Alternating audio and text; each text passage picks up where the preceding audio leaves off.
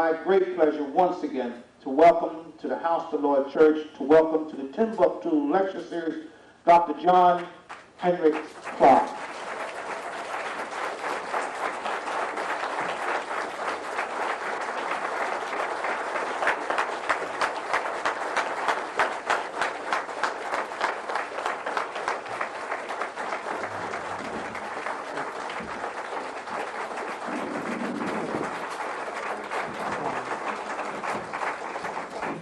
Thank you very much. I'm sorry that I wasn't here last week, but came Wednesday with stitches and patches over my eyes. I thought lovingly of this church, its people, and I reaffirmed within myself that this is part of my spiritual family and a home, a spiritual home for me that I like to return to. One thing about a warrior, been in the field on the line 50 years, the fight for justice is norm. Abnormality is the fight, is being out of the fight. These are the abnormal people. The normal people are in the fight. Now, my subject is education struggle, the highest form of education. Because the next time I be here, I will be speaking on a new reality in education. In education and information, so many people have got us wrong, especially Western sociologists, Western psychiatrists, Western educators in general. A brother went to a psychiatrist, and he was telling me the story. And so the white psychiatrist immediately began, as white psychiatrists, but what about your sex life? Your sex life is all right. How you get along with your mother? Mama get along, she's such a good dish. Mom's fine. I can hit her for $10 anytime, I love Mama. How you get along with your brother and sister? Fine, fine, They come to the family reunions, always bringing presents to my children. Then this white psychiatrist said, now what are you crazy about? See, we become, because our education is different, when we are disturbed for different reasons. This is why we have to develop a teacher corps for us and an educational corps for us. And inasmuch as basic Western psychiatry was taken from African witch doctors, as Sigmund Freud admit, why go to the second rater? Go straight to the witch doctor. Why carbon copies? Go to the original. The brother explained that his sense of being disturbed is that he'd worked on a job for 10 years. He knew the job and he knew the factory. He could supervise it. He knew how to take it over. Then they hired a young white man who learned under him, who was now his supervisor. He wanted the job, he needed the job, he had a family. So his quandary is that, shall I on principle quit the job, therefore jeopardizing the economy of my own family, or continue in humiliation, serving under an inept human being that I had to train? My main point is that because of the nature of our education for reality, even when we are mentally disturbed, we are mentally disturbed for reasons other than that of white people. A black man can have a perfect sex life, perfect relationship with his wife and his children, and still be crazy as hell.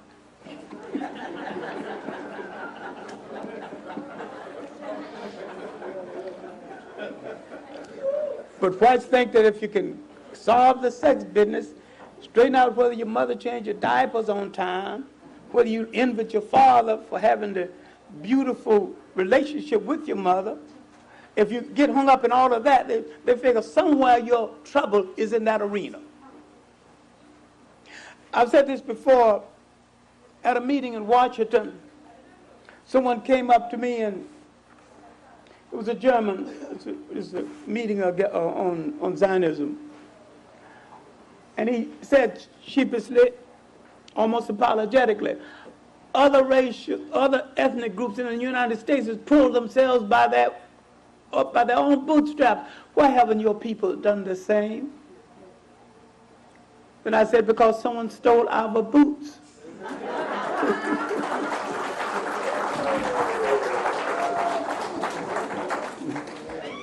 So if you can pull yourself up by your own bootstraps without boots, you'll make a miracle.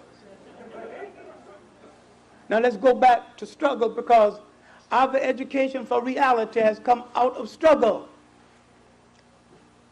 Our meaningful education has been a part of a struggle, so therefore, if you're educated in the midst of struggle, it holds much better. I am not saying that struggle is essential to education. I'm saying that there's something special about struggle in relationship to education that gives you a concrete education you otherwise would not have. Because when you're educated in struggle, you're educated with a new reality.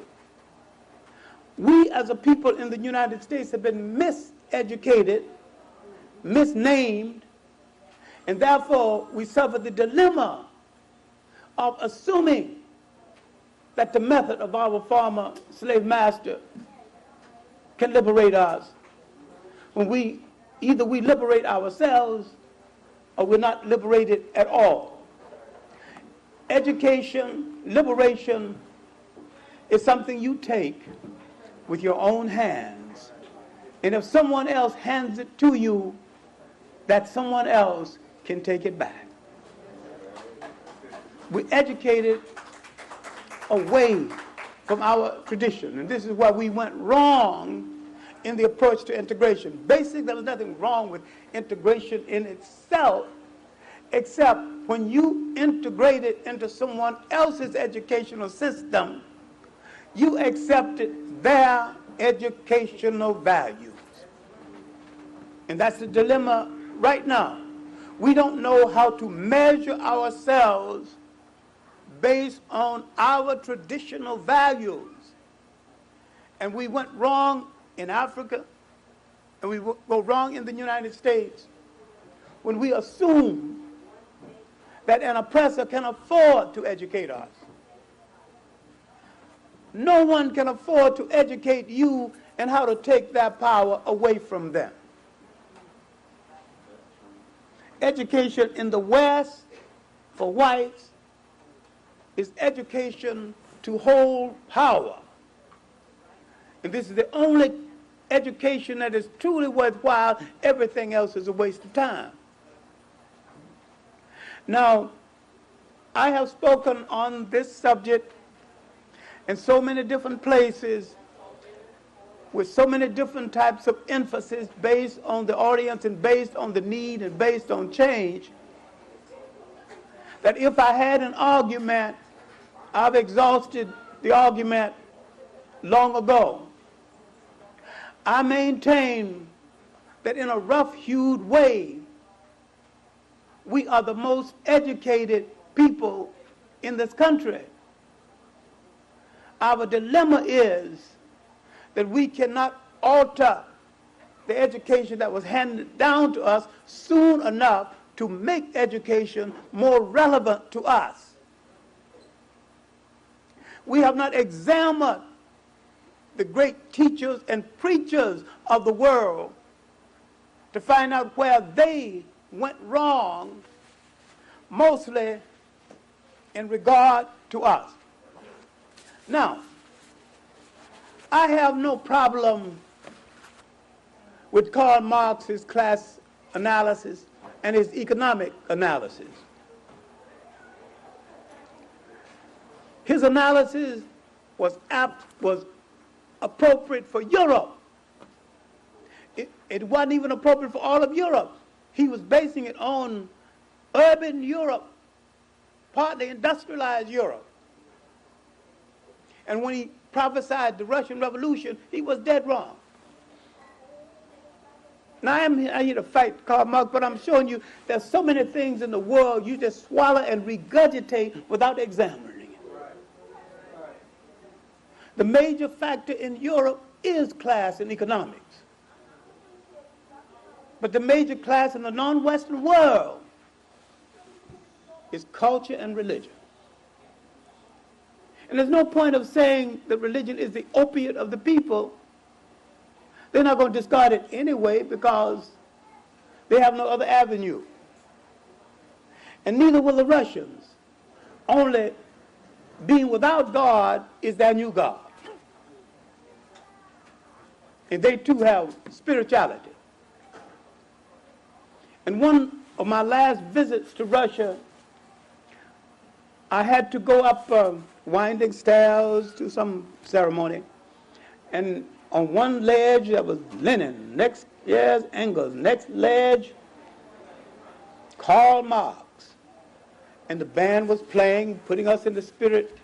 And I said, these people are not atheists. They've just changed the name of the saints. St. Karl, St. Engels, St. Lenin. That's all. There's no such thing as a spiritualist people. And when we look at other people's relationship to themselves, we understand that.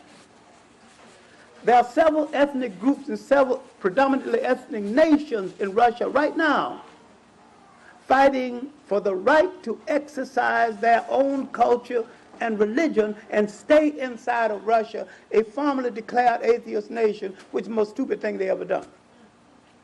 Man is a long way from sustaining himself without any form of God. Someone brought me a tape of Reverend Alan Bosak's speech to the Baptist Convention.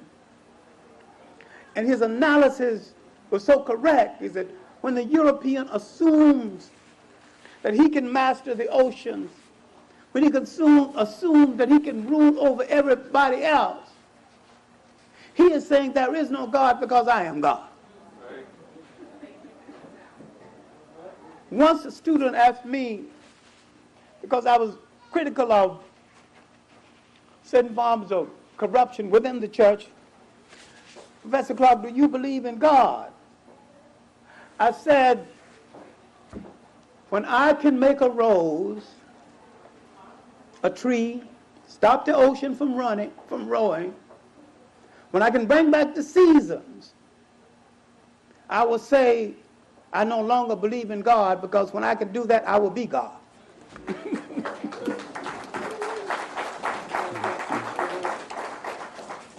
I do not conceive of any person of any religious or political persuasion existing in the world without some form of spirituality. Now, spirituality and religion are supposed to go together, but sometimes they do not. You can have great spirituality and be sympathetic to all of them when they are practiced in the name of the people.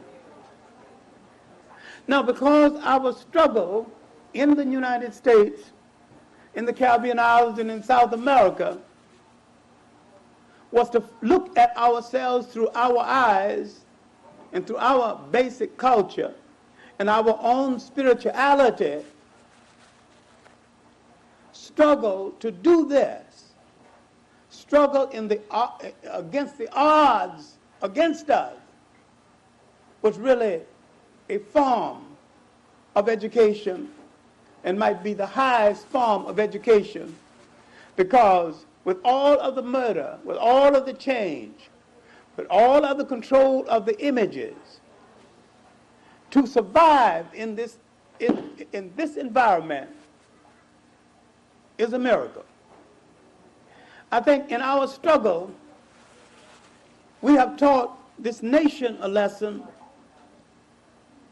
without fully understanding the nature of our teaching. One thing we have failed to recognize, that in the American melting pot, we didn't melt. And that the symbol of the melting pot could well be wrong. Symbolically, I think we should have called ourselves a salad bowl. Because in a salad bowl, the relish don't have to become a tomato, the lettuce don't have to become a cucumber. Yet each one is essential to the salad. Now this is the kind of nation we have. But remember, the nation was not originally designed for you or for anybody other than Protestant whites. Once you look at the design of this nation and look at the design of the world beginning in the 15th and the 16th century, a lot of things that look like contradictions are no longer contradictions. If you look at the present campaign for the presidency, not a qualified person up there,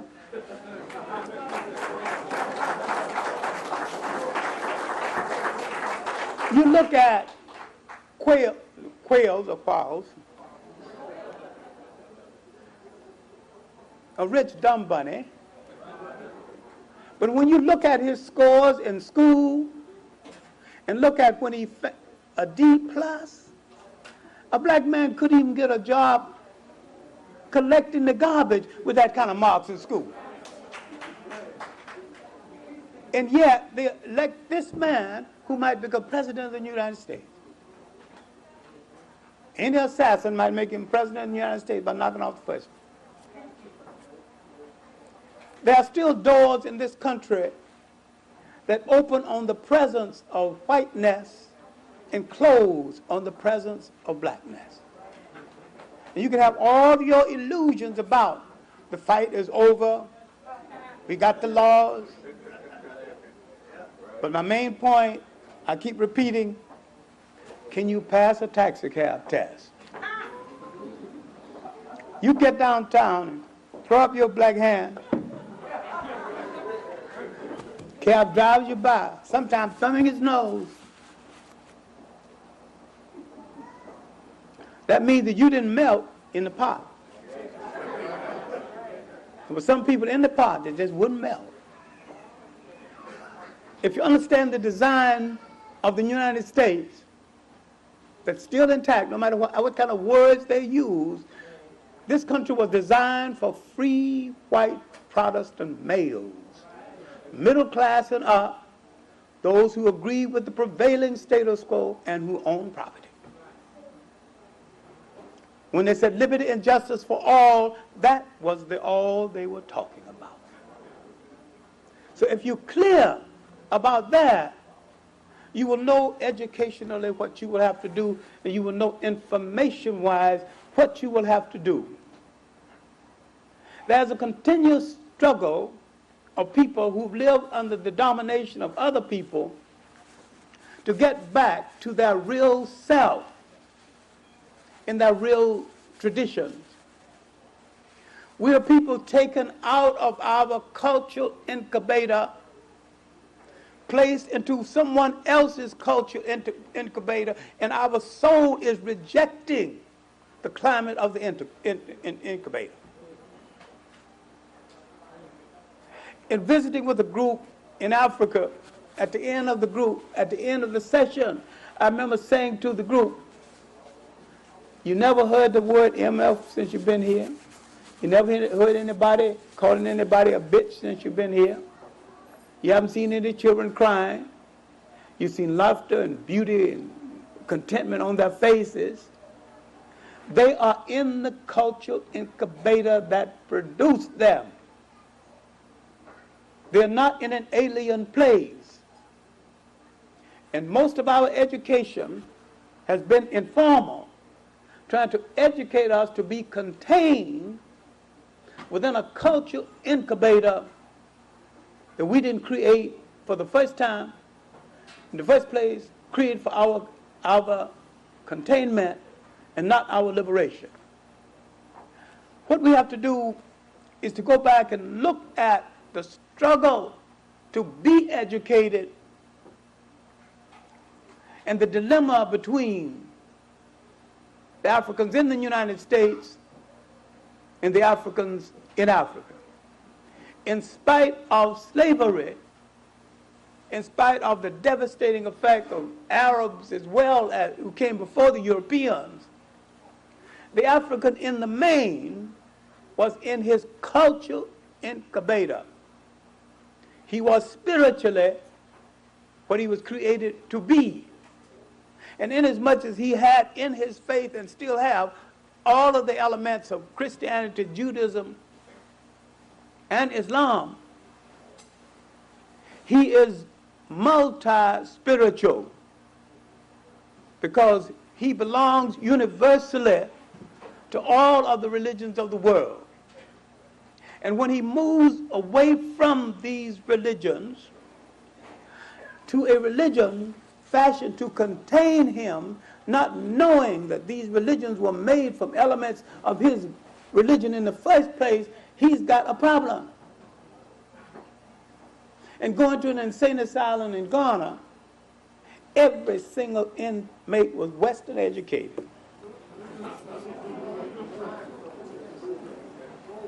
And what caused his mental problem? The lack of re-entry. He cannot go back into his traditional society and feel at ease. When his traditional society was more socialist than anything Karl Marx ever said, and they did not need any dogma to prove the point. It was socialist by nature. It was socialist by design. You did not ask, am I my brother's keeper? You just kept him. You didn't preach a sisterhood. You just created it and lived it out. In a society that had some of the things that purified itself, that protected itself. There was no society of large regions of unwanted ladies, unmarried ladies, because these things were taken care of within the context of the culture and the religion, not alien to the religion that people were selling to them. And they began to think with the coming of these different people, these different religions, began to sell a version of their own religion to them and began to use it as a political tool. You couldn't make the African a Christian because he's a Christian already. He was a Christian, more Christian than you, because if his brother, older brother dies, he's responsible for the maintenance of his brother's children. And that's designed in the society itself. We have gotten too far from these basic societies, assuming that they are unchristian, not knowing that they are purely Christian and that they didn't have to use the word Christian or build a temple. They lived it out. You got enough bread for 6 people? Things were divided so that everybody in the society could get a part of it. So I'm trying to show that the nature of their struggle was the highest form of education because they got to know themselves. Now let's look at the dilemma of the African away from home. Let's start in the Caribbean islands, mainly because the Africans were functioning, revolting, and trying to educate themselves in the Caribbean islands 100 years before the arrival of Africans in Jamestown, Virginia, in 1619. This is not flattery, this is how to be truth. Because the rehearsal for the mass slave trade, for the dispersion of Africans throughout the New World started really in the Caribbean islands. I'm not dealing with the pre-Columbian presence that you have told about, and I've assumed that you know about. The basis of that large migration would start on these islands. All right, what about struggle in relationship to education? He got, in some cases, a basic education, mostly an education to be a servant to the colonial administrator that held sway over the island. This is why the word clerk means so much in these societies, because if the British train you to be a clerk when they train you at all. And they train you these other things because they're pathologically lazy and they do not want to ever be engaged in manual labor. Fortunately, because of this struggle and because of certain nature built-in elements, the Africans in the Caribbean islands got a rough-hewed education because he was educated not so much to serve himself, but to serve the colonial master. And the colonial master did not know that these Africans were learning a lot of things that they could use in slave revolts. He made the cutlass now. He repaired the farm equipment and the sugar mill. And when someone's back was turned, he would fashion a sword or a dagger and put it carefully away for the time when he will need it. Now, why did this happen there different from here? See, I argue on the basis of the difference of certain Africans in certain places. I don't argue about who is better, because there's nothing better to be attached to any form of slavery. It's all bad.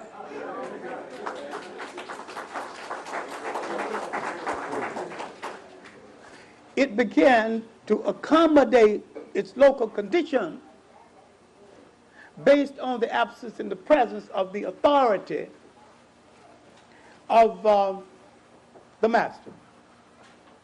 Now, I've said this before, but it's worth going over, that with the settlement of the Caribbean islands, and with a form of, after the thug and the riffraff came, the British began to rule some aristocrats who had big houses, and they brought over from England furniture made from soft woods. And some of those island termites began to eat the furniture for dessert. Now, with the passing of the white craftsmen, the slave craftsmen emerged. Not because anybody wanted him to emerge, because there was nobody else to do it. And he could duplicate that British furniture in Jamaican hardwood or Trinidadian hardwood. So he became indispensable. Now that he could do this, other things were available to him. Managing sugar mills, making the equipment, blacksmithery, shoeing the horses. So he had a leverage of freedom, and a free class emerged ahead of those in the United States. And that free class, through its struggle, became the active freedmen. Because of that skill, they could work in the evenings, work on Sundays, and could purchase their independence or negotiate for it.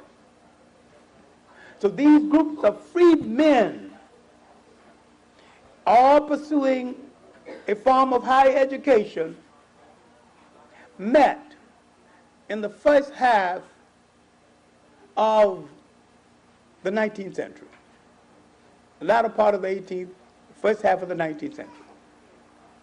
There was communication between the freed men of New England and freed men of the Caribbean islands.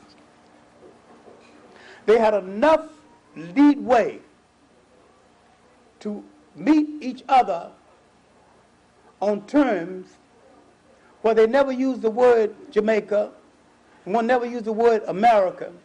They learned what we have forgotten, that the slave boats brought no West Indians, East Indians, no Deltas, no AKAs,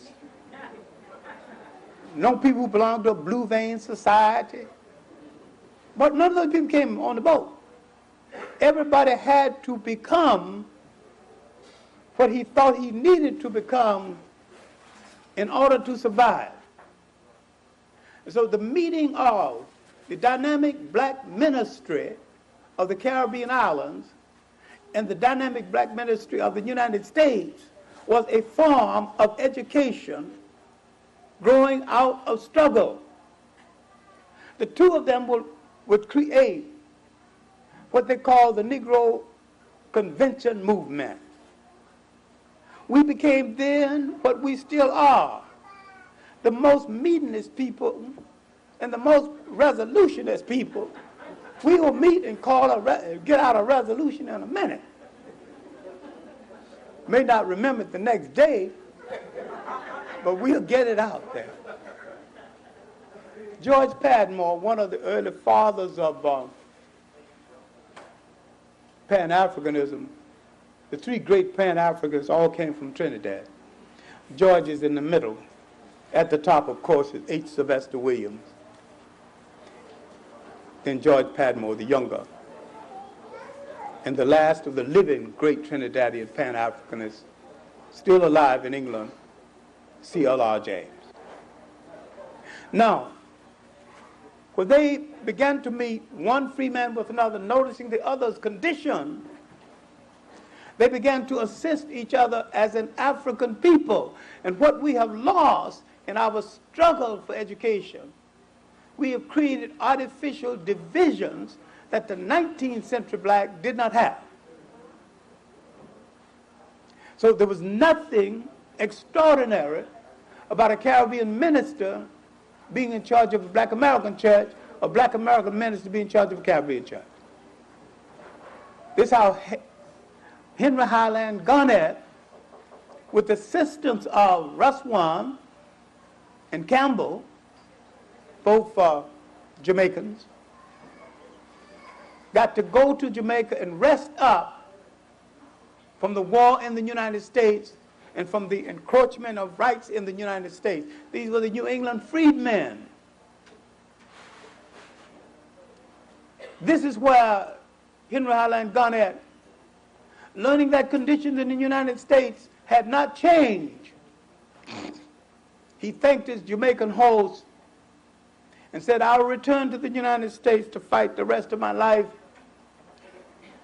I will not return to seek integration because I do not expect that. I will not return to seek justice because I do not expect that. I will return to devote the rest of my life to tearing that republic down." Black men don't speak this way anymore. Black men don't, they're saying, integrate me into the house. For the 19th century man, I'll tear the house down. Either I am a man within the house or I'll burn down the house. We have lost something by way of communication one to the other, because there was a period each one of us understood each other's struggle, and we gave it a single name, the struggle of African people away from home. We were clear on it. We're not clear now. If we were clear on it right now, everybody would be getting food, blankets or something to Jamaica. And there won't be any argument about it. Won't be much of a discussion about it. So collectively, any place where our people are in danger by natural causes or nature causes, we rally. The one thing we want to know is that our people, when they got trouble, I come to you when your troubles, you come to me with mine when I'm in trouble. We would live out Pan-Africanism. We won't preach about it and forget about it. We would live it out. a union. And something went wrong because different ones of us were educated under different types of slave masters. And when you look at the early free school in New York City and the lot, when you look at Rochester, New York, as a meeting ground, the incubator for so much that would go into African education in this country. Frederick Douglass's home once. Frederick Douglass published his monthly from Rochester. Many of the slaves escaping from the north, the south through the north, went through Rochester. Isn't it peculiar that I've never known a black scholar to write a PhD thesis on the role of Rochester in our freedom struggle? Now, as the 19th century opened, we had behind us a good relationship one to the other. And because one of us had an educational system that was not an educational system at all, was outlawed, the other could get basic learning, not for the mass, because British education was never meant for the mass, not even now. The British educate an elite, a technical elite, flying elite, a military elite. Their education is for elite. The whole concept of the public school for everybody is new in England. So in the Caribbean islands, they educated a technical elite. Most of the technical elite educated themselves. And maybe the word elite is not even right here. These were skilled craftsmen. And they kept the plantations going. They built the big houses. They cut the mahogany. They took care of the harbors. While in the United States, and we need to look at this now, because we were outnumbered, they made a special point of not letting us see ourselves or not letting others see us in a skilled position. Now, growing up in the South, that was a custom, even in the collection of garbage and night soil. Blacks would do the collecting, a white man would drive the truck. They did not want to see them in a skillful position that required thinking.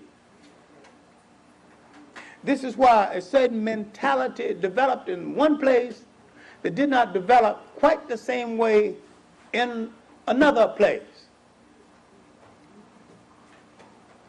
In the Caribbean, you could see people in petty officer jobs, schoolmasters, chief of police. It was not because the British loved them, because they didn't want the job. They did not want the job. That's labor, that's work. This was demonstrated in the closing years of the 19th century. When a young man, he wasn't too young, he was mature enough, but came to the United States. Now, he had been a tax collector on his native island, and a good one, well qualified. Heard of a test that's going to be given in Long Island to be tax collector for the rich neighborhood in Long Island. And they said the person who make the highest mark going to get the job. His name was T.A., one of those three initials, then a name, Shaw. Mr. Shaw took the exam and passed with the highest mark. No black American took the job because they knew damn well if they passed with the high mark, they weren't going to get the job. So they didn't bother. Shaw took the test, and Shaw never understood American racism. He said, your paper says the one who make the highest mark will be appointed. Now what's your problem? I made the highest mark.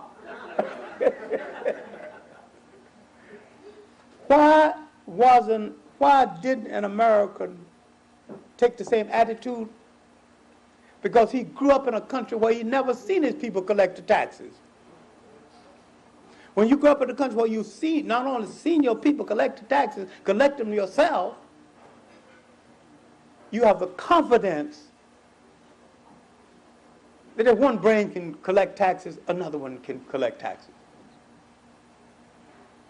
So there was, in between these two people, different atmospheres, different types of oppression, but their education was now coming out of struggle and somewhat political naivete. When Prince Hall came to the United States from Barbados, he heard all of the talk about liberty and justice and democracy.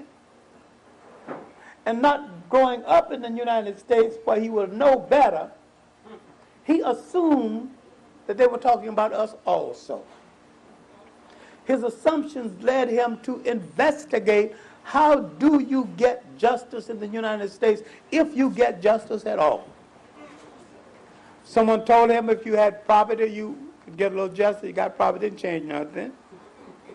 If you're a preacher, you could get a little justice. He became a preacher, didn't change nothing. Because his coloration didn't change. Finally, they told him, if you have an organization, you can get some justice. So he went to the British trying to get a charter for the Masons, first black Masons. British didn't give him one. A Scotch and Irish regiment, angry with the British, gave him a charter. And when he found and laid the foundation for black masonry in this country, he did not call it a Masonic order. He called it the African Lodge. Now, what you need to understand is that throughout up into the early part of the 20th century, both of us were hanging out with the word African as against colored, as against being a black Britisher. It is the early part of the 20th century when our dilemma in education became such a problem, because self-education, community education, and indoctrination had been part of our education. And to educate African people in the United States in the same way they were educated in the Caribbean, educated to serve their colonial master. But once you got the education, it couldn't be taken away from you. Good fundamental education. While in the United States, you were denied basic education. So it was a surreptitious thing. We had to do it aside, we had to do it at night, had to do it in secret. Well, with limitations.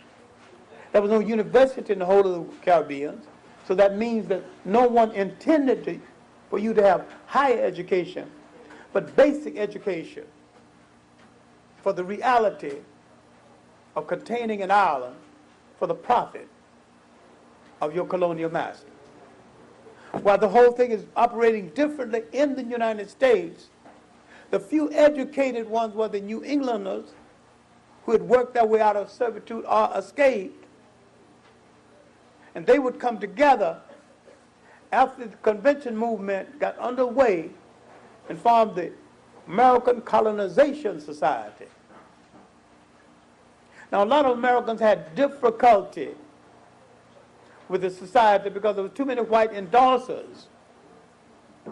And Frederick Douglass was against it because he said that our right to stay in this country was earned by our forefathers. We sweat for this country, we pushed the forests aside, we raised the cotton. We are the immigrant group, though coming against our will. We are the one immigrant group that came with an invitation. Now, the nature of the invitation would not be discussed because the invitees brought some guns and some chains to make sure we didn't jump out of the boat. We arrived in good shape for work, of course. And they tapped the flower of African manhood physically. They didn't take the second best, they took the best they could find. They didn't take the cripples. But my main point, getting back to Prince Hall, and we need to study this relationship. Why do we need to study Prince Hall? Prince Hall, Barbados. Peter Ogden, Antigua. The largest number of freedom fighters joining the freedom fight in the United States from Jamaica. Russ Wam, Jamaican. Robert Campbell, Jamaican. And quite a few others. Because of the size of Jamaica and the little leverage they had, one to invite one to the other, Jamaica became kind of the resting place for the activist ministers in the United States. Prince Hall would lay the basis for not only the Masonic order, but responsible lodges and community activist organizations in this country.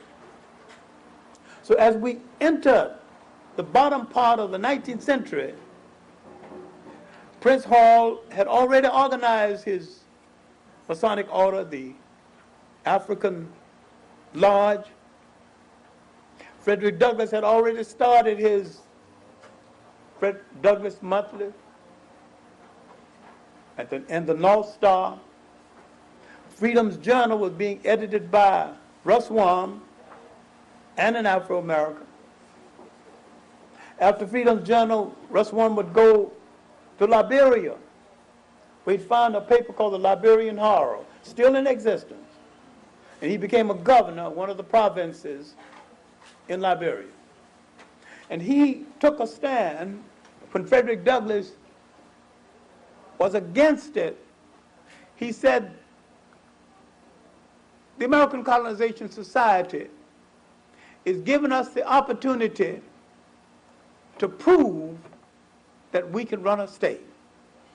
And though it was infiltrated by whites who wanted just to get us out of here, they didn't care where we went. And Lincoln was one of them. It gave us the opportunity to be sovereign again. And he took this opportunity. Douglass continued to argue the point, but Douglass said, and correctly, if there are whites in America who want to give an African a trip back to Africa, why are they anxious to give the African free man a trip and not the slaves, who would appreciate it a little more? Maybe he liked the journey. See, but amidst this, the Africans in the whole of the Western world, in the Caribbean islands, in parts of South America, and in the United States, began to create myths about Africa to sustain their emotions, to keep from being holy. This is where the whole legend of the flying African started. African on a plantation was told, I flew home to Africa last night. So why didn't you stay? All these young'uns I got here, and wife I got here, I go come back to my family. So if you grew up in the South, when time I grew up, you grew up with mythology and allegory and folk tales that we told each other to enhance ourselves one to the other.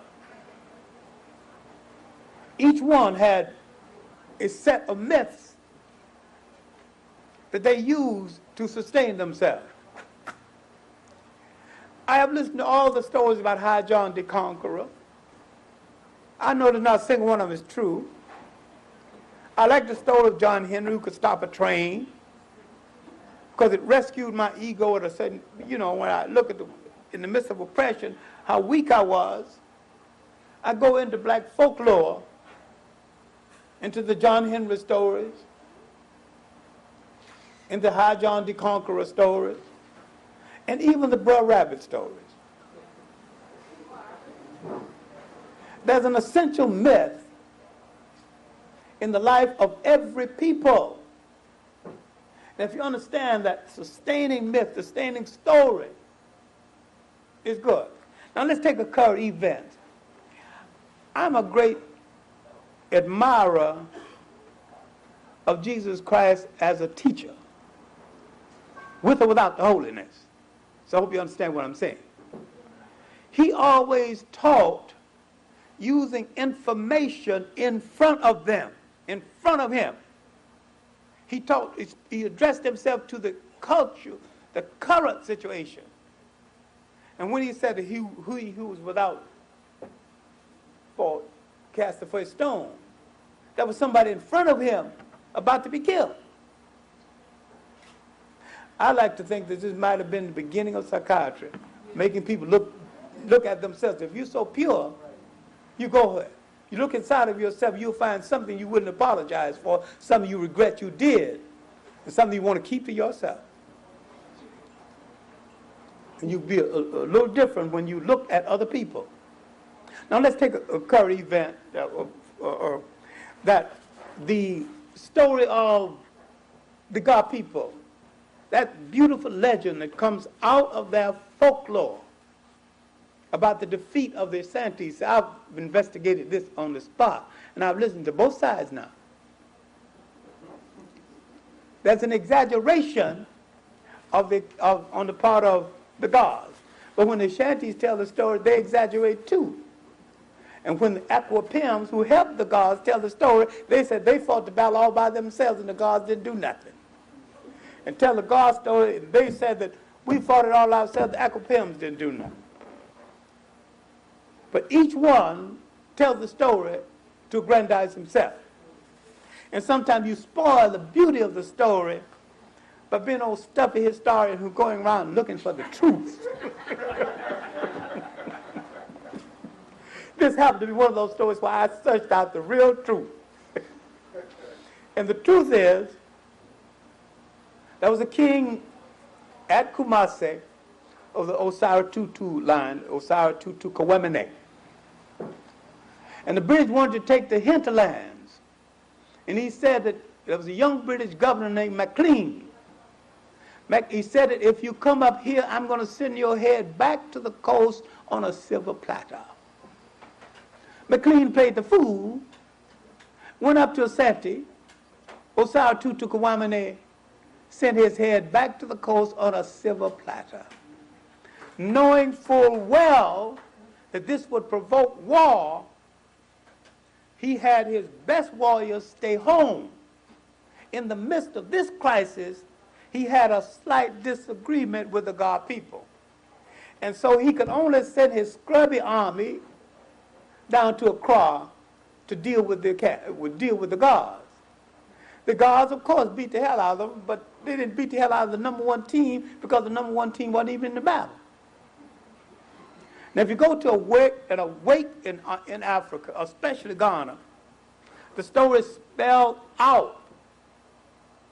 And the women, seeing their brave God warriors coming back from the field, throw down a garment for the men to dance on. After the dancing, there's a great feast. And the women dance, waving at these retreating Asantes. Shame, shame on you. Why did you bother us in the first place? Every time there's a wake or a great feast, the story gets told and danced out. I'm saying the real story is just as interesting as the myth. You have to learn how to enjoy both of them. And they, again, tell the story of their creation, because there's as many creation stories in Africa as there are African people. I've heard them all and didn't argue with any of them. Anytime in Africa say we are the most homogeneous Africans in Africa, you just, that's very nice. Go 10 miles down the road, another going to tell you the same thing. And go among the Musi people, that they say that when we conquer people, we don't integrate their wives, we don't even integrate our cattle. The Musi cow is sacred. He's not to mix his blood with these alien cows over there. And if they conquer you, and if you needed a wife, they give you permission to go home and choose your wife. Don't be choosing a Musi woman. Because the Musi woman is his preserve. Well, the Hereros in Southeast Africa now, called Namibia, acted the same way. the same struggle, and the same approach. So one day, after hearing the story of how their god Anin blew his breath on a fire, created a hole,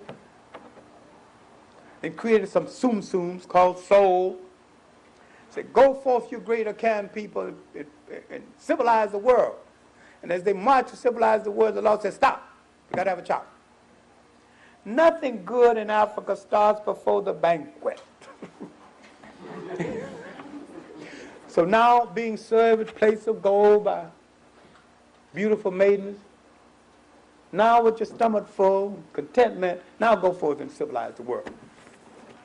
Go among the Igbos, you hear a similar story. Go among the Yoruba, see, is this why you got to learn how to enjoy people's folklore?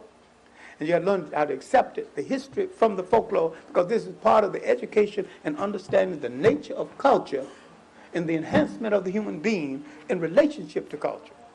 That being enslaved or being threatened, we had to create stories to get us outside of it in order to save our sanity.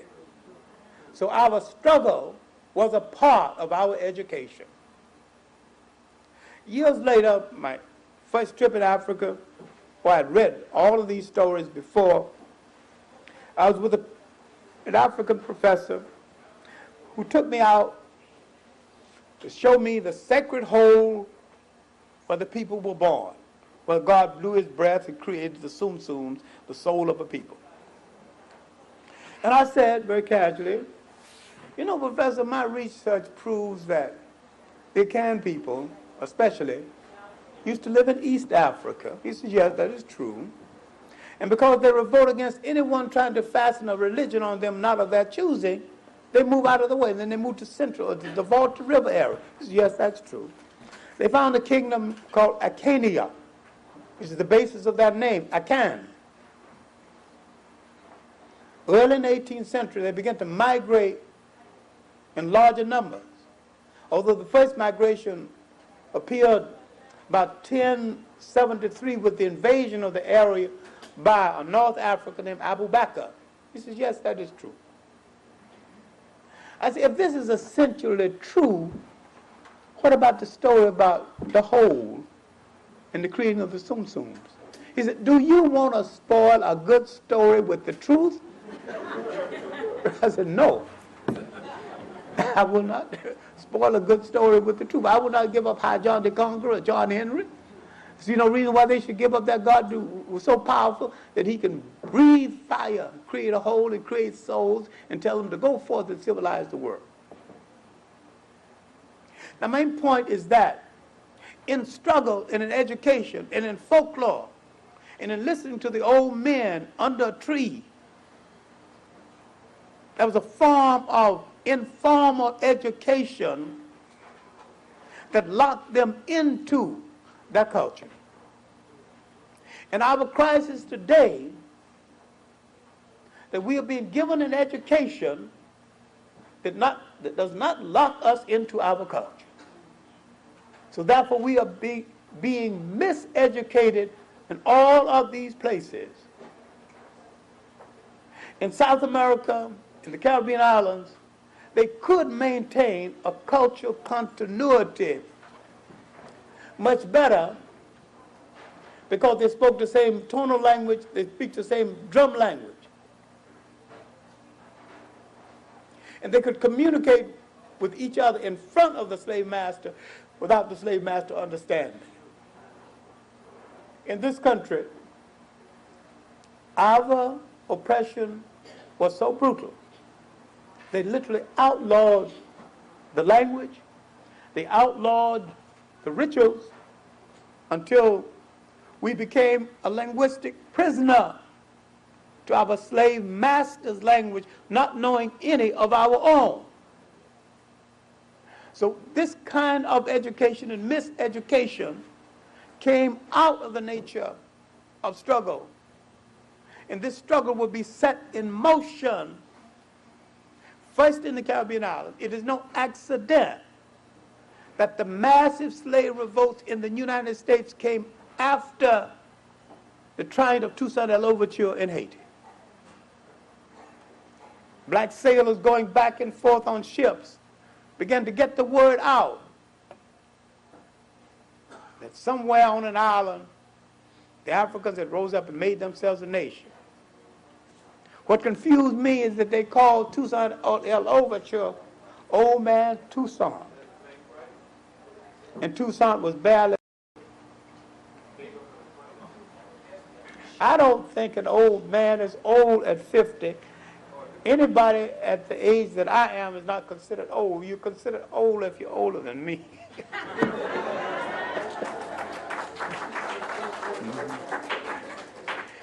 And while I did useful service at 50 and married the second time on the verge of being 50, I'd love to see 50 again and would be very satisfied with it. And could do justice to it, I hope. So while people refer to Toussaint L'Ouverture, an old man of 50 who never saw a uniform until he was 40, but the main thing is that Haiti became an independent state, and the inspiration of the Haitian revolt inspired massive revolts in the United States. Why is it that Jamaica fought longer and harder without being the inspiration of revolt? Jamaica fought longer and harder, but had to deal with a different slave master and a different military lay of the land, different geography, different political attitudes. The French was stupid. People get nervous when I call Napoleon was an idiot. France hasn't got 1 inch of the soil he conquered for France. It was a big ego trip. Anybody who would invade Russia in the summertime is a fool. You invade Russia in the wintertime, you are more than that.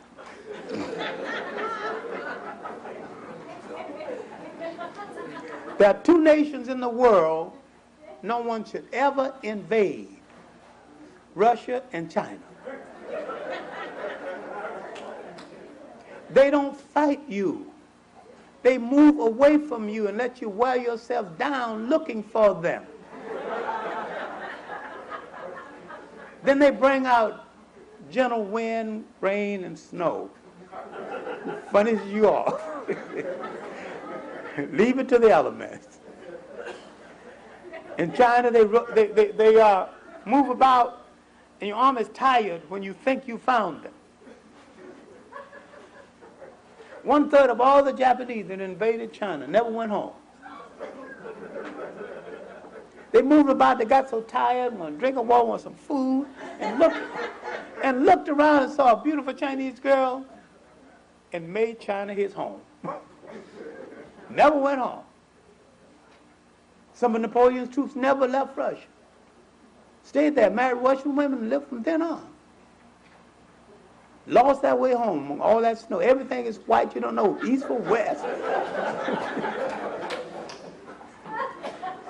Any lady want to show you home is welcome. And sometimes she showed you her home, and you was her man then on, and you became a Russian because she made you a Russian. Now back to our struggle, because we've never used the uniqueness of our struggle in revolution.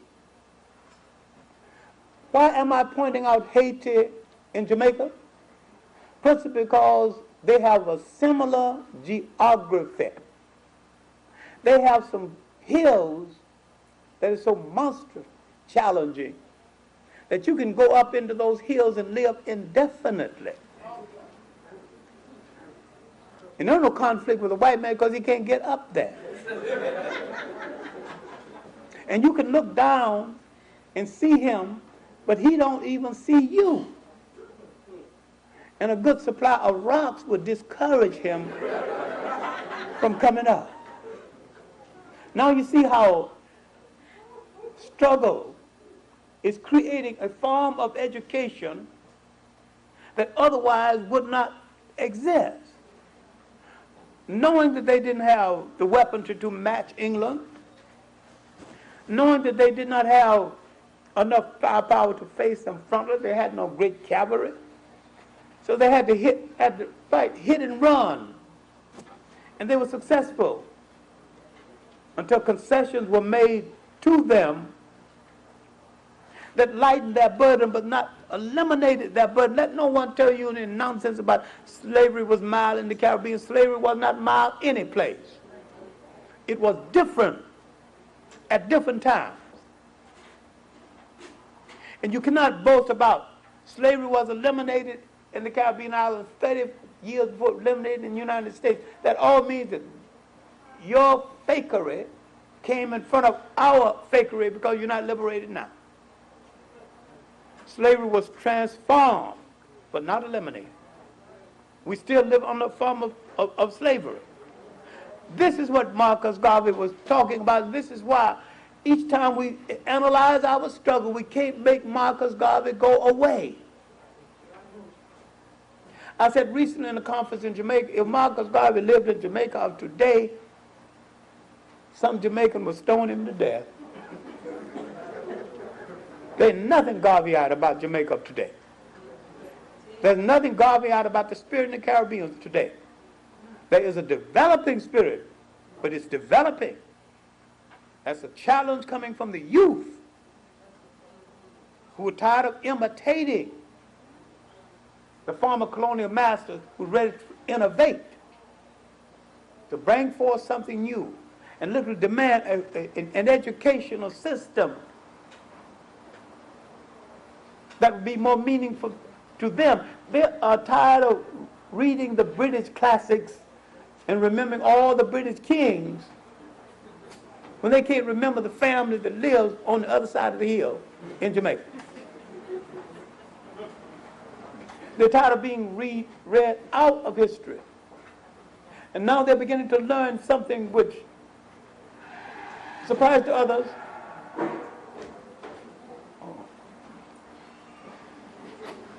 I hope it's not anything that hurt anybody. Now, the revolutions in the Caribbean came before the American Revolution. You read about the American Revolution. This is the first revolution that establishes a republic.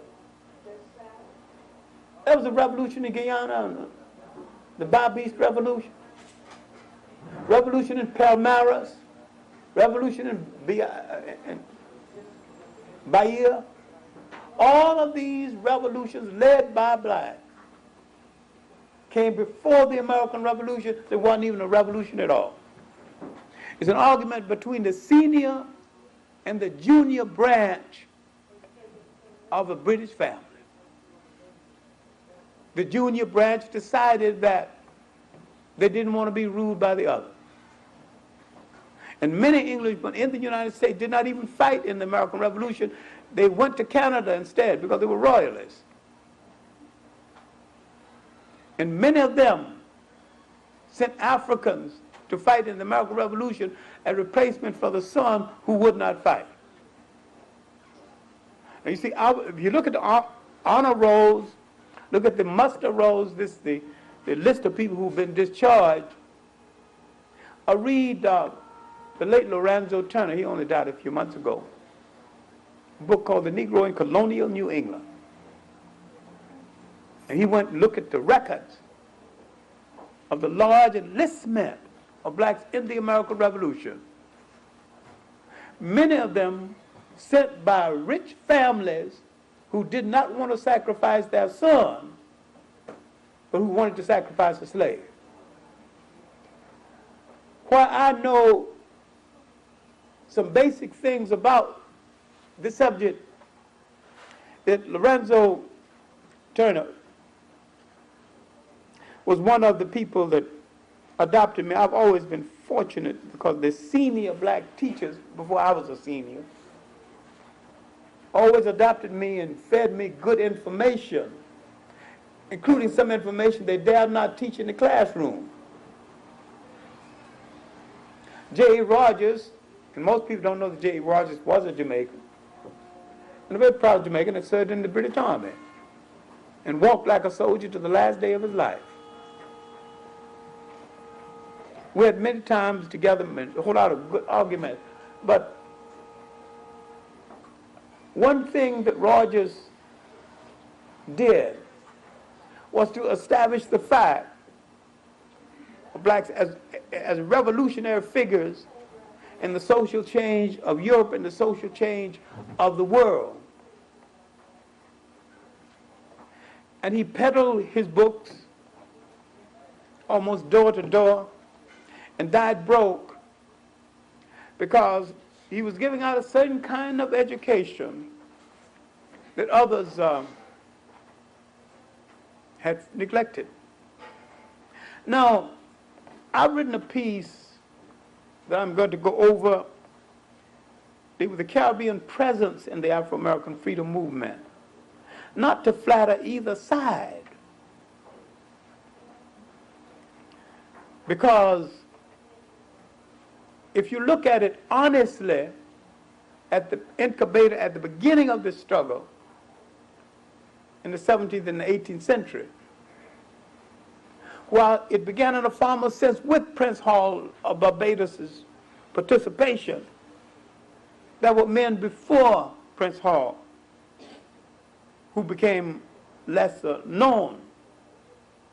Oh, I forgot to tell you that Shaw got the job as tax collector in the Hampshires.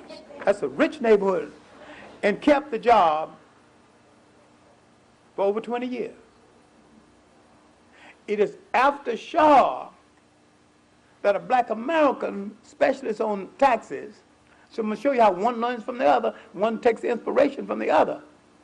Charlie Anderson became tax collector of New York City 1st and 2nd District, and when he died, he was tax collector of the 3rd District. He was so astute in the collection of taxes, he could read taxation into almost everything. I remember mentioning the Joseph and Mary story in his presence. He said, that's a tax story. You know one thing? It is. The Romans wanted everybody together and be counted so they could know how much taxes every head had to pay taxes. You can't make everybody pay unless you count them and find out where they are. It's not only a tax story, it's a beautiful story. I'm not arguing the rightness and the wrongness of it. I'm saying that it's a very revealing story. Everybody going to be counted so the Romans will know how much tax is due from different villages. Now, when you look at the education of Charlie Anderson, the Republicans, and look at his counterpart on the Democratic Party, Ferdinand Q. Morton, you have two of the early, truly brilliant politicians who delivered patronage. They got something for their community. The black politician of today is not delivering much to the community by way of patronage. He's not. Charlie Anderson and Ferdinand Q. Morton pretended they were mortal enemies. And Charlie Anderson, Republican, would go to his head of the Republican Party and say that if you don't give me more money and more appointments, that Morton will take everything from us. We won't be getting any votes out of that community. This is the early beginning of Harlem. Then Ferdinand Q. Morton would go to his people and say, you know that Charlie, that man, he's going to get all the votes unless we give a Democratic black more. So finally, Ed Lee, who created Charlie Anderson, the heart of African politics in that period was a black bellhop named Ed Lee, who was bellhop at the old Warwick Hotel, where Tammany Hall went for extracurricular activities, not necessarily with their wives. A little gambling, a little drinking, a little visiting the ladies. So Charlie, being the chief elevator operator and supervisor of the porters, had dirt on everybody. And when Ed Lee asked the head of Tammany Hall, William Croker, for the money to start a Tammany Hall branch in Harlem. He got the money. And Croker told him, I will put a Negro in every department of government. We need to reanalyze this because that's one of the few political promises that were made to us that was almost kept. During the time we had black assistant supervisor of sanitation, assistant this and assistant that. But we did have them in every department. Between Ferdinand Q. Morton for the Democrats, these are the men who came after Ed Lee, Charlie Anderson, they found within the Democratic Party something called a United Colored Democracy. That was the black arm of the Democratic Party. Now they began to deliver patronage until finally they had played all kind of tricks on the whites, pretending to be mortal enemies. When they came uptown, they'd break a bottle of scotch, and that's where the whole custom of scotch and milk started. Quarter milk and scotch, and drink themselves on the table laughing at the tricks they played on the white folks. Black Republicans and Democrats don't unite today in order to get patronage from their people based on the fact that if you don't give them this, they're not going to vote. They don't threaten the white political machinery as these men did. Charlie Anderson became collective taxes first district. He had the nerve to call in old J.P. Morgan. Say, Mr. Morgan, you are delinquent in your taxes. Morgan wanted to know from his secretary who let him in and who gave him an appointment. And the secretary said, Mr. Morgan, that's the collective internal revenue for the first district. I didn't know that he needed an appointment. He reminded the Morgan family that they lent America $63 million during the Spanish-American War. And every time the United States tried to pay back to Morgan, they refused to take the money. But instead of paying me back right now, we know the government is having a little difficulty. If you get any information on stocks and bonds and inventions in foreign countries, just give it to me first. They had more than enough made their money by having an inside track on German inventions, French inventions. Basic detergents will come. The whole soap industry, literally stolen by the DuPonts, came out of it. Now you see, our labor and our self-education and miseducation creating the basis for American capitalism, the basis for the economic system we now live under. I would like one day for a black child to look up at a skyscraper and realize, except for 300 years of free labor extracted from my people, either the skyscraper wouldn't be there or I would be the owner of the skyscraper. Once he liberates his mind from the smallness of striving just to be alive, petitioning each day for the right to live to the end of the day, having his time so tied up in that the matter of surviving and putting some bread on the table and some shoes on his children's feet takes so much time, he cannot aspire, he cannot plan to revolt. He can do nothing but go home and eat and take a shower and get ready for the next day. Now this explains in part why most revolutions are started by middle class people. It is started by middle class people because the middle class is angry with the upper class. And they're trying to say to the lower class, as you and I unite and deal with the upper class. He wants to deal with the upper class for one reason, he can't get into it. And they got something he wants. Now, if they let him in, that would tone down his anger and to be more or less satisfied. But he's tried to get in, he's failed to get in.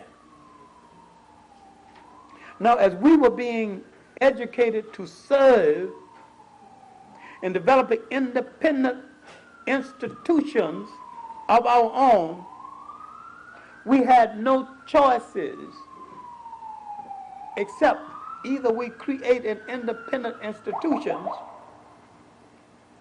or we have no institution at all.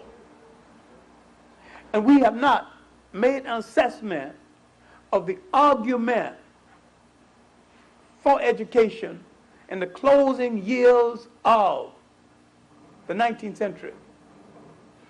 We have not looked at the emancipation, the proliferation of schools endorsed by white missionaries, some totally independent, run by black churches. Some of these schools still exist, having some difficulty, but they still exist. We had to either build an independent institution or have no institution at all.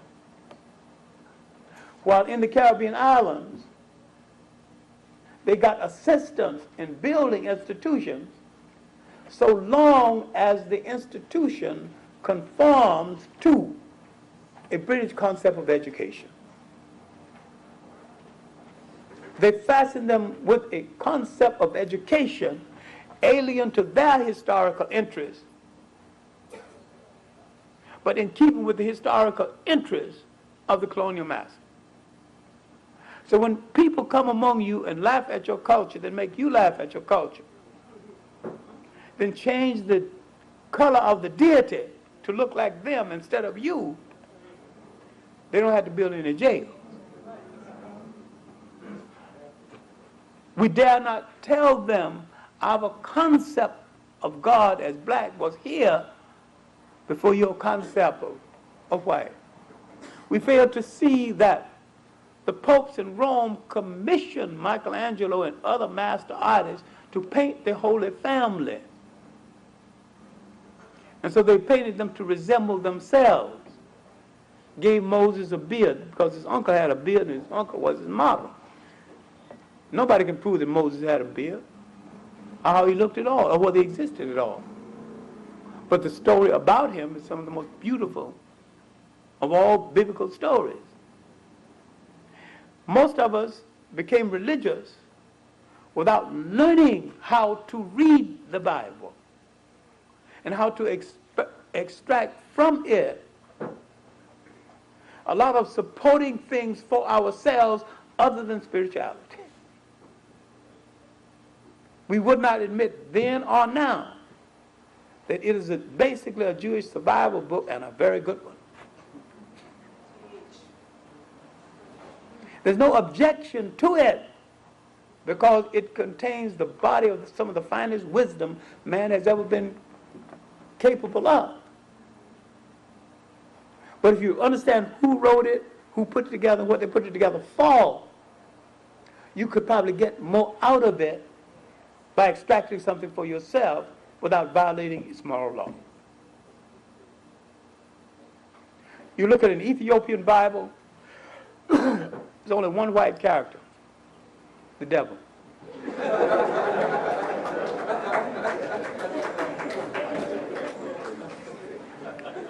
Some of us have taken these biblical stories and made classics out of them. I remember only a few weeks ago speaking to Van Peebles, who's a fine humorist.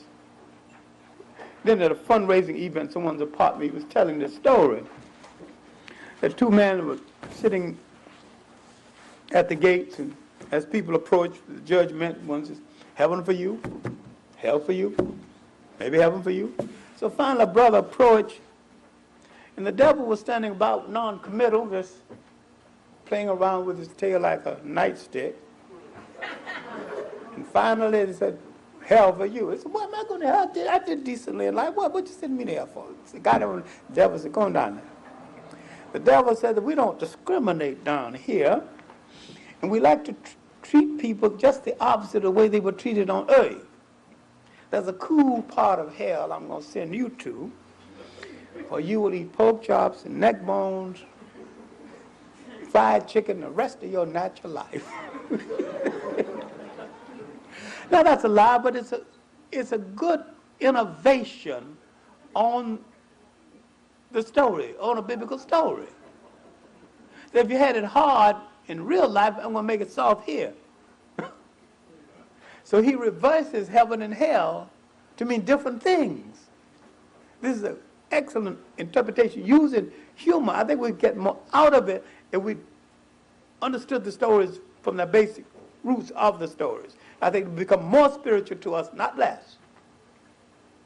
Now, I can argue against the corruption of religions, but I never argue against spirituality that is universal and that no single human being on this face of the earth can live without in any form.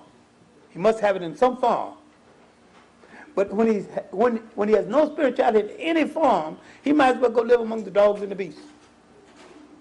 Because the one thing that establishes us, the one thing that differentiates between us, that we walk upright and we think and we reproduce ourselves with some kind of consistency, with a reason. So I've never met an unspiritual people. I never really met an atheist people, not even in Russia, who lies about it. So we don't need to discuss people without spirituality or without religion. They have religion in some form. Now, what we fail to understand in relationship to education is what that debate with Du Bois and Booker T. Washington was about. It was about an approach to education, not against education itself. Washington had the more practical program then, more applicable to our needs right now. A people not so long after slavery need good carpenters and roofers, good bricklayers, and before they get politicians. Because if you get the basics of life on your own home, own farm, this is going to inevitably lead you to politics because you want it protected. So the Booker T. Washington approach would have logically led to the Du Bois approach. That was premature given the time, not wrong, but misplaced. Du Bois himself had to go through a process of learning after he had created his small classic work, Souls of Black Folks and the Gifts of Black Folks.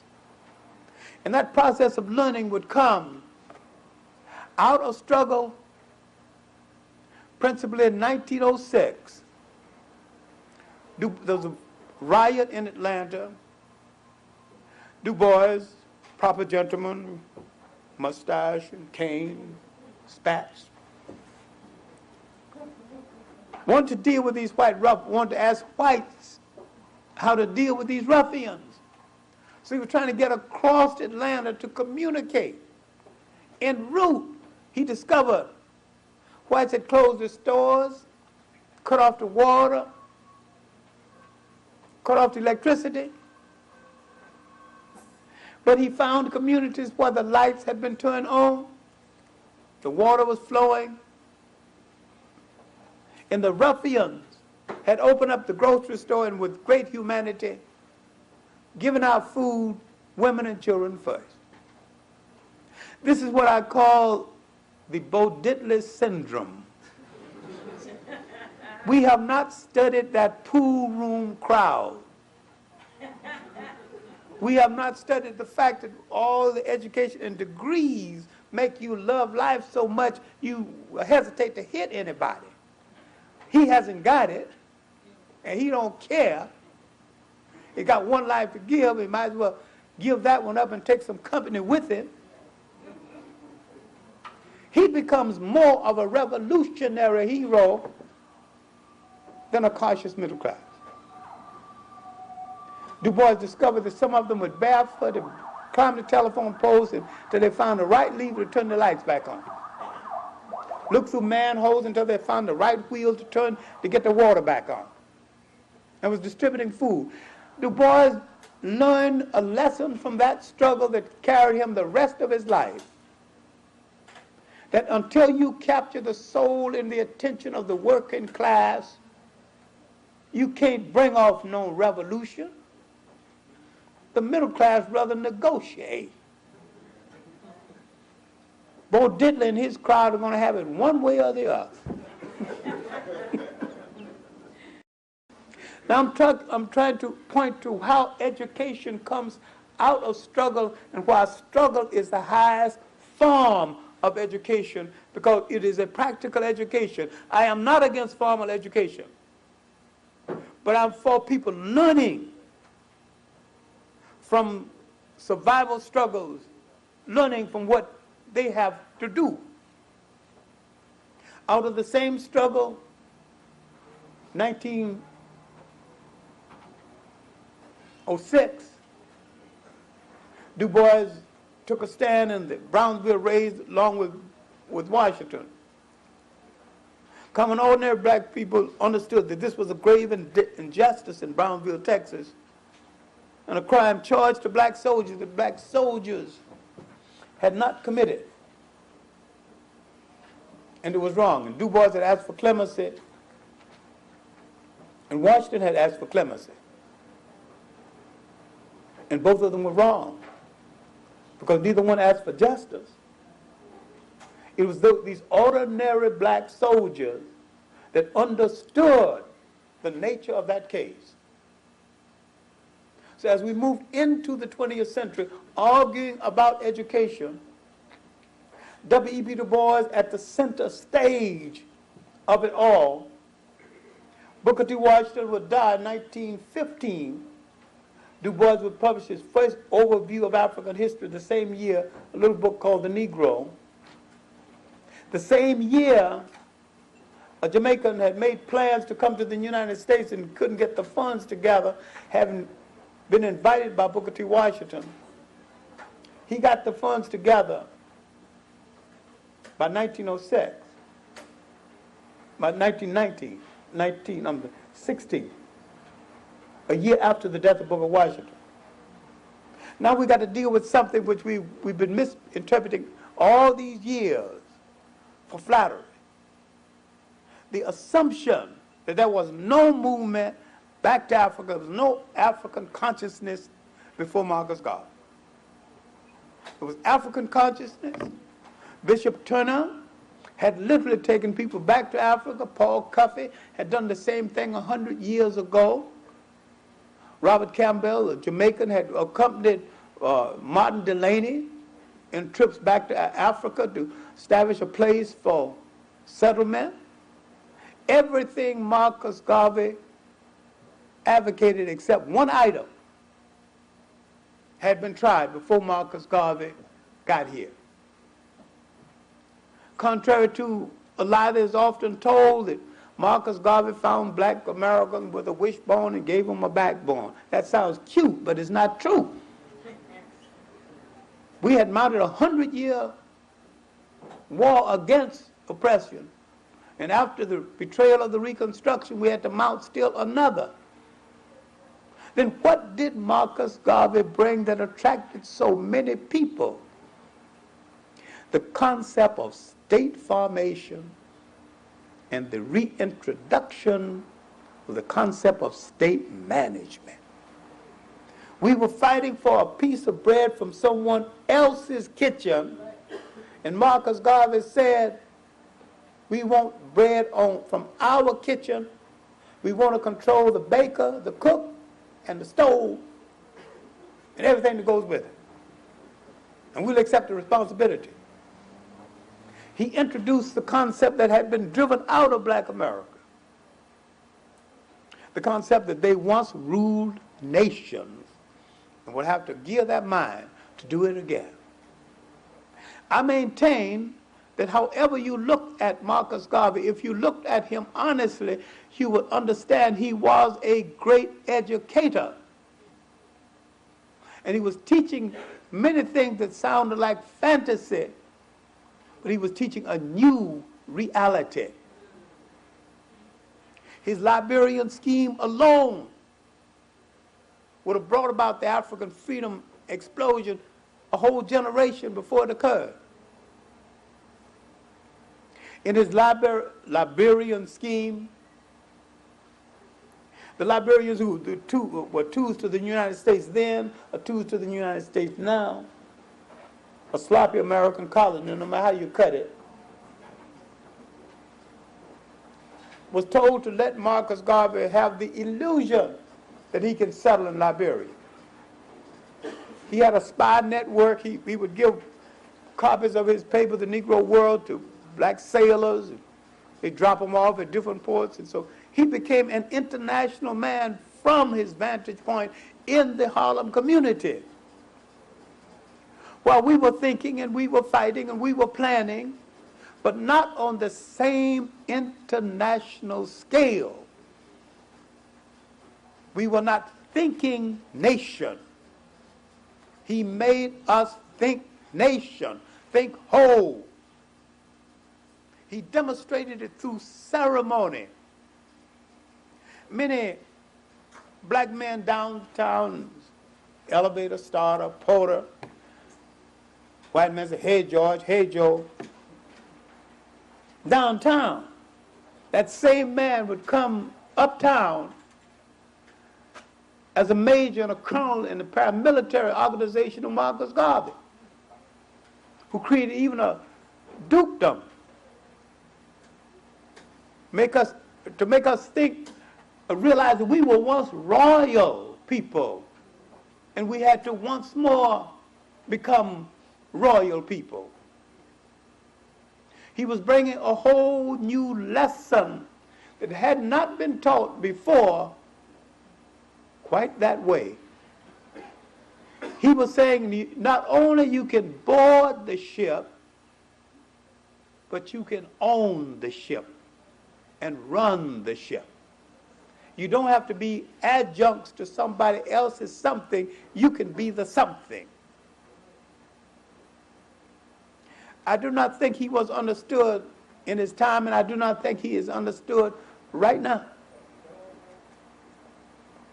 And in my search for this new material on the work on Pan-Africanism that I've devoted most of the summer and practically finished, a short history of Pan-Africanism, I kept looking at Marcus Garvey again, especially his African fundamentals. This man had laid out a basic constitution, a political approach to Africa. Read David Walker's Appeal to the Colored People of the World. Read Marcus Garvey's African Fundamentalists. And read Malcolm X's Message to the Grassroots. They're all saying the same thing. Land is the basis of nation. And what we went wrong, that was a debate between Melvin Huskovitz and E. Franklin Frazier. And E. Franklin Frazier assumed that the African in the United States, the African in the whole of the New World, had lost all of his Africanness. And he had no loyalty, needed no loyalty, because he was a physical ethnic creation created in the United States by the United States. It is unfortunate, but Melvin Huskovitz, an anthropological hustler, saw a golden opportunity to get a reputation among blacks. And so he repudiated Frazier by pointing out the African culture in the New World that was the sustaining factor in his life in the New World. This debate between E. Franklin Frazier and Huskovitz needs to be gone over. Out of it, Huskovitz wrote his book called The Myth of the Negro Past. And yet, while Huskovitz became kind of a hero for that book, people forgot that Huskovitz had said blacks cannot be objective in interpreting themselves. They're too emotional. And he deliberately kept most blacks out of the field of anthropology. Blacks did not go into anthropology in any depth until the early years, the mid-years of the 20th century. he let one or two through who praised him the rest of his life without understanding there was no praise due. Into this atmosphere of the early works of Huskevitz, the education through an understanding of history by Carter Woodson, other great teachers unfortunately forgotten, Raphael Powell, still alive, the first one to take up this word Negro and to show how the word is a negative factor in our life, and to point to the fact that the proper name of a people must always relate to language, history, and culture. Land, history, and culture. If there was no Negro land, there's no Negro people. See, black tells you how you look, but it don't tell you who you are. All white people take a name that means nation. Just recently, and they're still trying to work it out, Simon & Schuster, his big publishing house, wanted to publish, they publish a timetable of American history, timetable of Jewish history, timetable of various histories in the world. Now they want a timetable of black history. And they're giving $30,000 in advance, which is not very much money, because I even turned it down. Can you imagine me turning it down like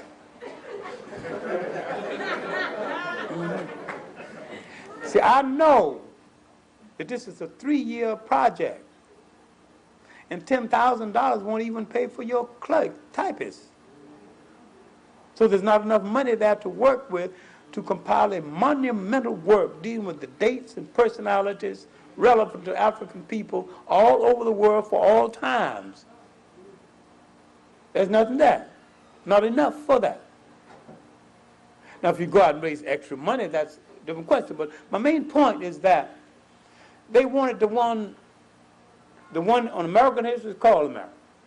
One on Jewish history is called Jewish. They want this one to be called a timetable of black world history. And I said that I will not edit anything that does not identify us as part of a nation, part of geography.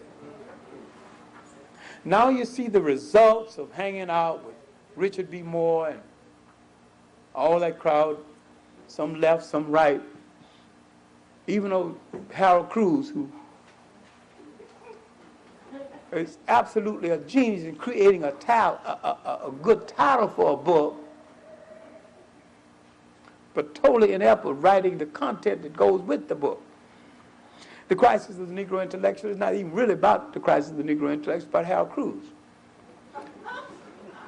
The Crisis of Harold Cruz in relationship to the black intellectual. That's a good book.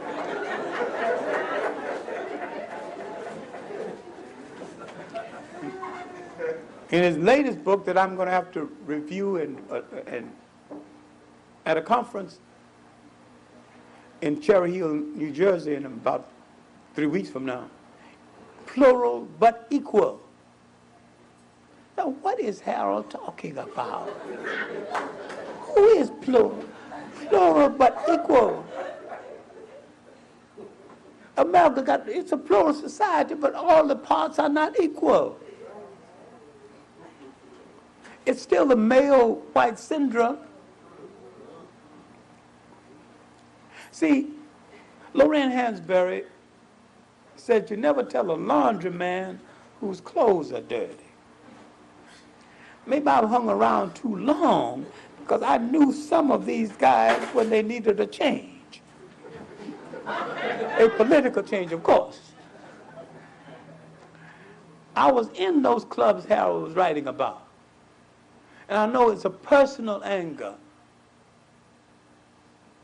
that plagues him, other than a common political interest. Now, in his book, Plural but Equal, he maintained this is a plural society, but everybody is equal within the society. All white people are not equal within the society. I grew up in the South when Italians ran corner grocery stores in the black neighborhood and lived behind the store with a black mistress. And many of our outstanding people came out of these Italian, nobody called them Italians, then they call them Dagos, light-skinned niggers. Now they've emerged, the most brutal police on the force, Irish, Catholic, Italian Catholic. But we've forgotten all this living. We've forgotten the concubinage of the black woman furnishing children for them when they didn't even have Italian women. We've forgotten two of our outstanding people, one in sports, one in literature, came from one of these marriages, Roy Campanella and Nikki Giovanni. So the evidence is still here. Now, if you want to call Governor Cuomo cousin Cuomo, he's in a poor position to object. So much of the change came about that. You will always find the greatest laws against mixing where the greatest amount of mixing has already occurred. The American South and in South Africa. Where the greatest amount of mixing has already occurred, you will find the greatest laws against it. And the laws is to keep you from realizing the kind of education you need to survive and to face reality. And to what extent other ethnic groups have gotten their financial start preying on the black community. Sent their children to Harvard, taught them how to look down their nose at us. And the initial money that sent him to Harvard came from running a bar in the black community, or selling vegetables in the black community. While we have educated ourselves a lot through struggle, we have not converted the struggle into an instrument of liberation because we celebrate victory without analyzing victory. The civil rights movement could survive even today if we understood that it had to have a political force. It had to have a political definition under it to take us from one place to the other. Because the civil rights movement came at an appropriate time in history, but we have not learned the lessons from it we needed to learn. It came at a time of the Caribbean Federation effort, the time of the African freedom independent explosion, in the time that we realized that the American dream was not dreamed for us. The American promise wasn't even made to us. What Marcus Garvey added by way of political education is the acknowledgement that someplace in the world you were sovereign once and will be sovereign again. And when he said, up, up, you mighty race, you can accomplish what you will, he meant that if one mind can do it, another mind can do it. All you need to produce an automobile is one automobile. Tear that one down and see how it was made and build one of your own. This is the kind of knowledge that has to come out of struggle, and when you have to innovate on it. I have said that 200 years ago the Japanese did not have a good wheelbarrow. No one is repudiated. Look at them now. They learned what they had to learn, but the one thing they held on to that we lost a great deal of, a sense of themselves as part of the totality of the culture of the world. But with us, they changed our religion, changed our method to worship. 2 atomic bombs thrown on Japan did not change their religious concept one iota and did not destroy their self-esteem. Because he said in many ways to the Americans, if I wasn't successful in kicking your behind militarily, I'm going to kick it economically. They lost the battle and won the war. They're better off now than they ever were, and still advancing.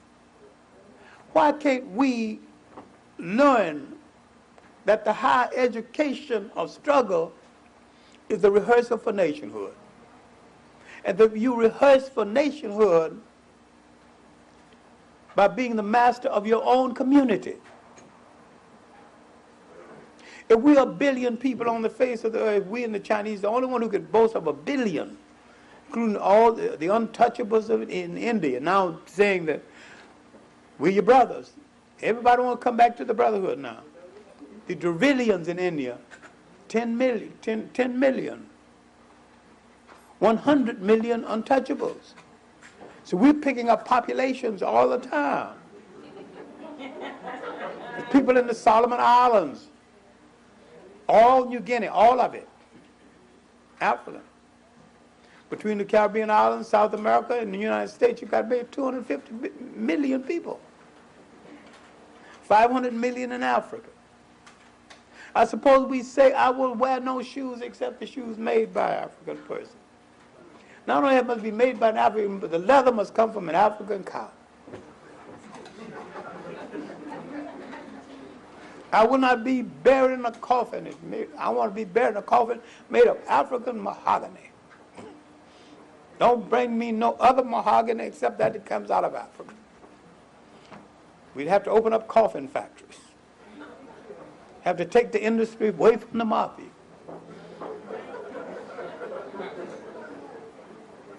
Suppose we decide that we're going to behave among ourselves with dignity and respect. Stop cutting up each other. Stop taking from each other. You're going to put a whole lot of people out of job. Maintaining you in prison is an industry that adds to the economy of the United States. Just make the decision to stay out of jail. How many guards do they need to guard an empty prison?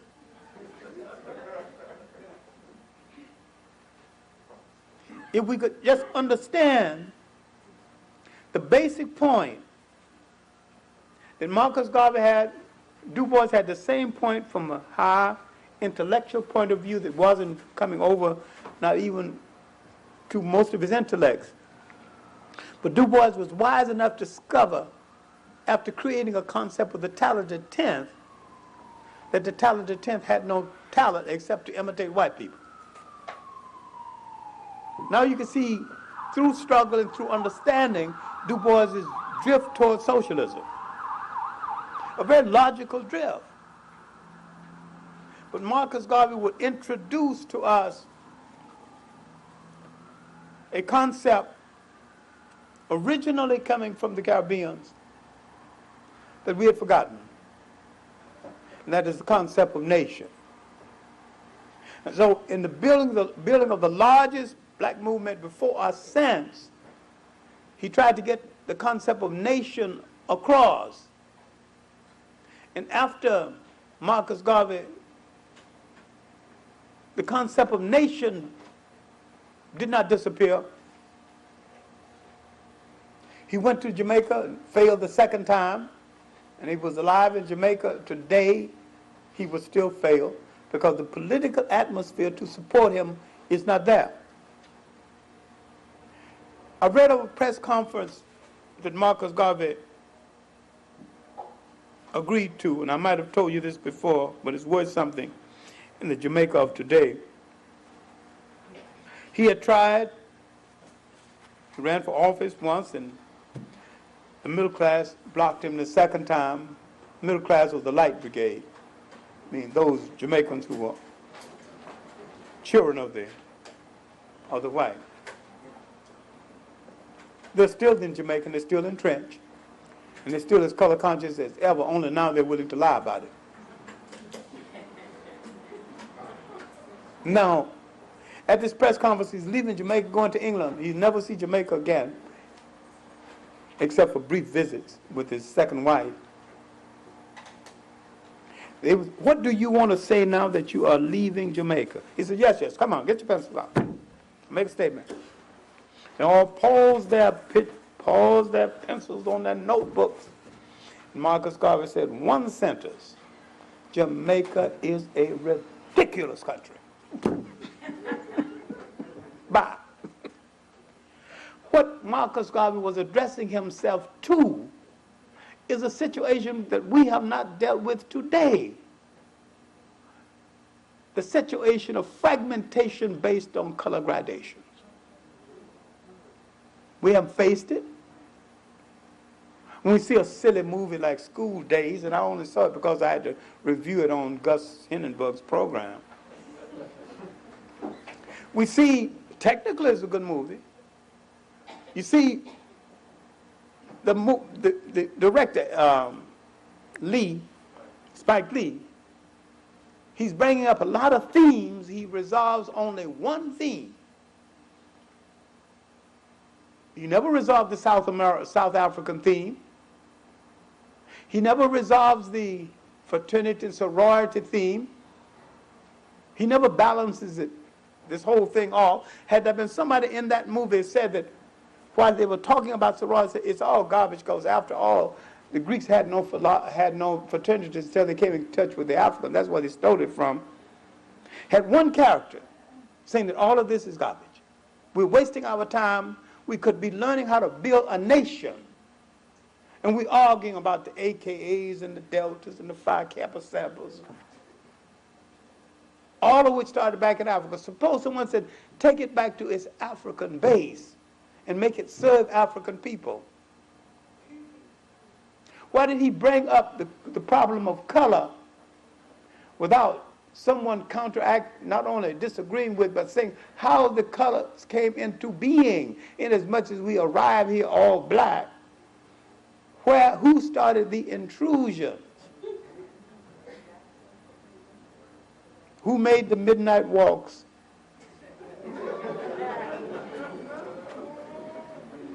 This is illustrated by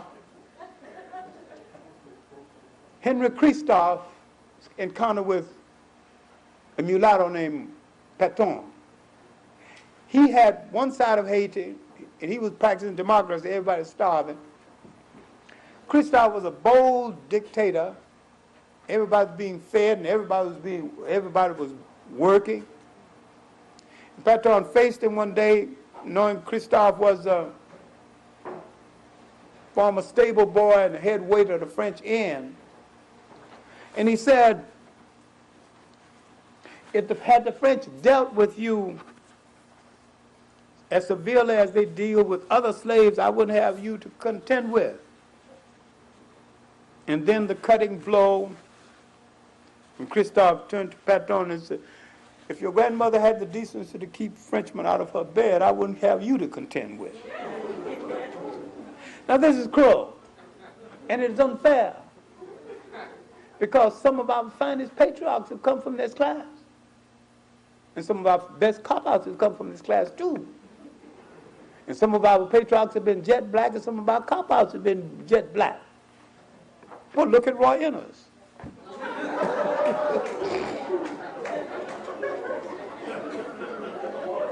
You have no problem of identifying his Africanness, but you have a problem identifying his commitment to black people. He's a black conservative with nothing to conserve but his chain in his slave status. My main point in trying to conclude is that we might have to practice the method of the Sankofa bird.